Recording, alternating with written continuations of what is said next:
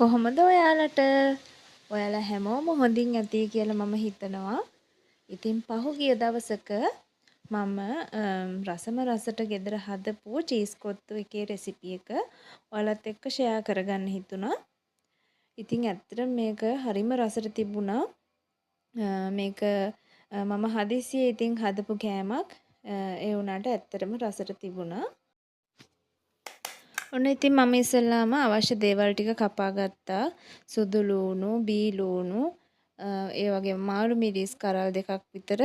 ඊට පස්සේ ගෝවා, කැරට්, ඒ වගේම ලීක්ස් ගහේ අර සුදු පාට කොටස ඒ ටික මම මුලින්ම කපාගෙන තියාගත්තා. තව ඉතින් ඔයාලා කැමති දෙයක් බෝංචි වගේ දේවල් වුණත් දාගන්න පුළුවන්. මල් ළඟ තිබුණේ නැහැ.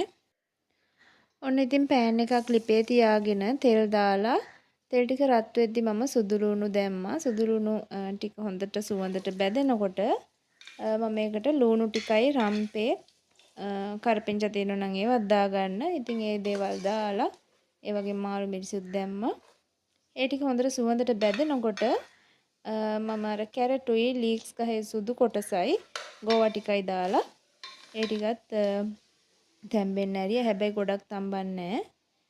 ඒ ටික තැම්බෙනකොට මෙන්න මේ විදිහට මම පැත්තකට කරලා බිත්තර දෙකක් කඩලා දාගත්තා.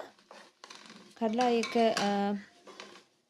තැම්බෙනකොට මෙන්න මේ විදිහට එළවලුත් එක මික්ස් කරගෙන ලුණු චුට්ටක් දාගත්තා. ඒ වගේම මේ තියෙන ෆ්‍රෙෂ් මිල්ක් දාගෙන ෆ්‍රෙෂ් මිල්ක් එක උතුරනකොට මම ගණන් කඩෙන් ගත්තේ කොත්තු අර කෑලි තියෙන පැකට් එකක්. ඒකෙන් ග්‍රෑම් 500ක් විතර දාගත්තා. චීස් කෑලිත් 4ක් විතර දාගත්තා. දාලා හොඳට මික්ස් කරා. සැර රසෙ එන්න මම ඒකට කෑලි මිරිසුත් දැම්මා. ඔයගොල්ලෝ දැක්කනේ.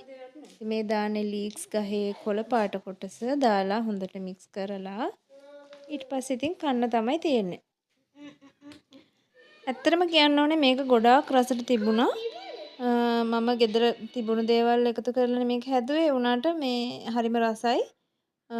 කඩෙන් අපි ඉතින් චීස් කොත්තු එකක් ගන්නවා නම් ලොකු ගාණක් දීලා ගන්න ඕනේ. අනිත් එක ඒවට රසකාරක දානවා. ඉතින් මේකේ අහිතකර දේවල් මොනවත් නැහැ. ස්වභාවික විදියට ගෙදර තමයි හැදුවේ. එහෙනම් ඕගොල්ලොත් අනිවාර්යෙන් try කරලා බලන්න.